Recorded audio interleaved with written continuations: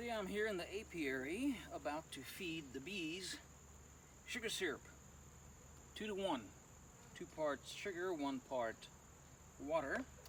And in this batch I actually have added Fumagillin B, I think that's how you say it. It is a preventive medicine for nosema. I think that's how you say that. All right. Using the quart jars with holes in the top, tip it over, put it inside those boxes. The top boxes on the hives are now basically covers. They're empty. They're there to cover the feeding jars. Ooh, and we have some yellow jackets to squish. Come here. Come here, yellow jackets. Yeah, oh yeah. Missed. Got one. Okay. Now, there's another one. They're everywhere.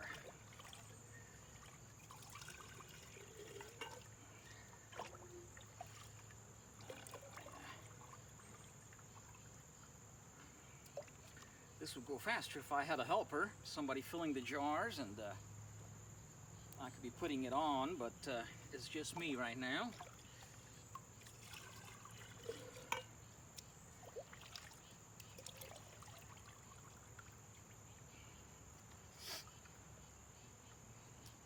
The bees are not very smart about liquids. They're smart about a lot of things, but not about deep liquids. They get in water, they get in syrup and drown. I end up fishing out quite a few from these jars so they don't drown.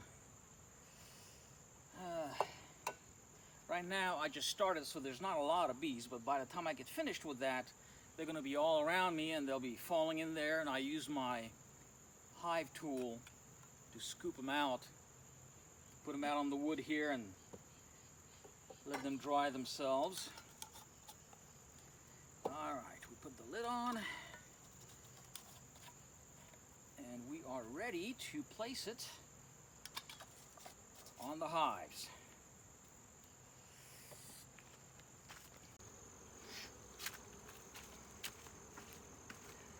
So here we are, about to add some sugar syrup to this hive right here. I am usually not stung during this process because their hive, their nest, ends at the inner cover. They really don't consider this top portion part of their hive to protect. That's not to say it doesn't happen. Sometimes I do something dumb like let the jar slip out of my hand and make a big bang, and they do tend to sting when that happens. But in general, I don't have to worry about that. Now, I don't normally take this box off when I change it, but because of the camera angle, I want y'all to see what is in here. There we are. This is the previous jar that they have emptied. So I carefully take it out. This one wasn't too bad. A lot of times they propolize it and stick it in there really hard. Shake them off the jar. There we go.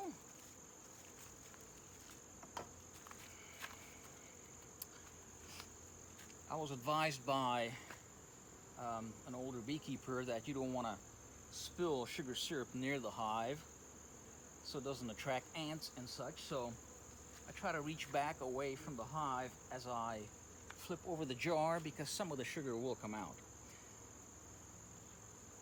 As you can see now, nothing is dripping. A vacuum forms up here and the bees can drink. If I shake it, of course it drips. But if it stands still, it will fill those little holes and allows the bees to feed. And if they're really after it, they can empty a quart in one day. Usually it takes them 2 to 3 days. depending on the number of bees and other factors like that. And that is it. That is it. So normally I don't take this off. I just do the change right here. Put the lid back on and it is eventless.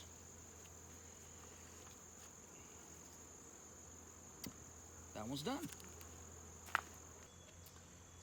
The jars that I remove, I check the holes because a lot of times the bees will fill it up. They'll see a hole with no purpose, no syrup in there anymore after they finish it. And a lot of times they block it up. That one is clear. Hold it up against the light. Easily see which one needs opening. This one has several. I'm not sure if this is going to show up on the camera, but let's give it a try here. It's plugged. Use a nail, same kind of nail that I punched a hole with, and quickly go through and open them up.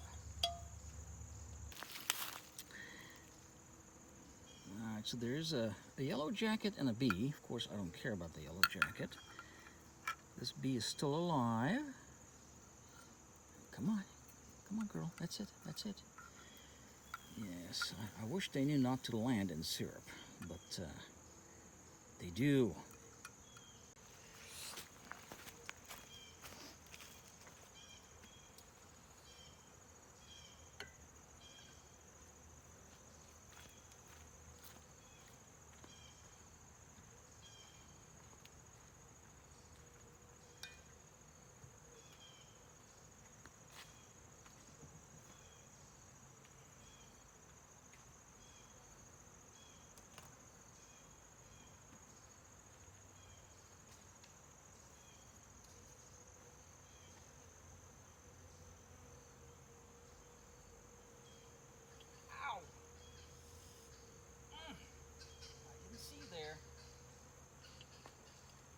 My fault.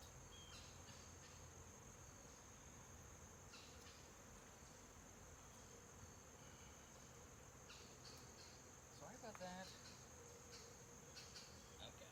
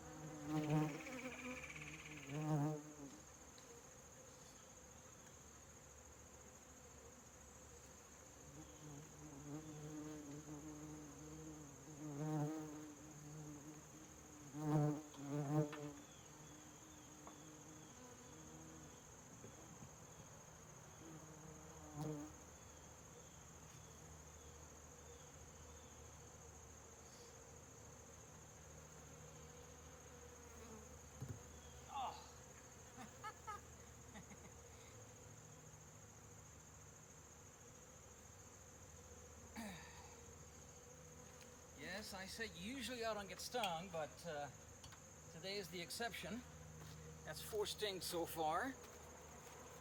I bet they're showing off with a camera. Because normally, I don't get stung during feeding. One of them stung me on the finger. I must have not seen it and grabbed it. Of course, that was my fault. Oh, another one. Come on. Come on.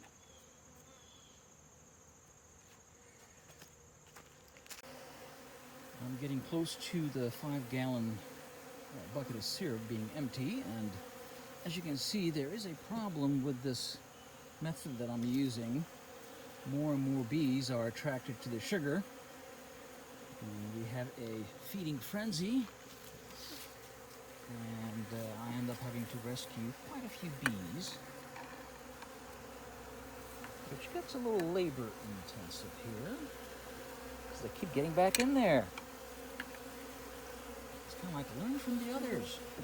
But no, they don't to them fast enough, they drown. Alright, so these are still moving. There's Yellow Jacket. I'll get you later, Yellow Jacket. Ooh, Yellow Jacket. Up, got away. Oh. Ooh, Yellow Jacket. Squish. Now, as I was saying, this is not the best method once you get more than a few hives. I have 24 hives in this yard at the moment, which means that by the time I get done with the jars, there's a feeding frenzy, which is really not what we want, because that may start a robbing situation where they start robbing each other.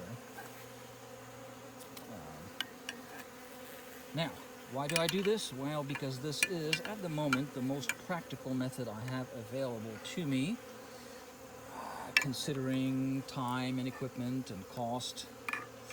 But I am definitely looking at other ways of doing this, because filling the jars here in the bee yard is not the best idea. Few hives, you know, when I had, 6, 7, 8, not a big deal, because you get done real fast and you don't start a frenzy. So something to keep in mind. This concludes our feeding frenzy for tonight. Thank you for watching.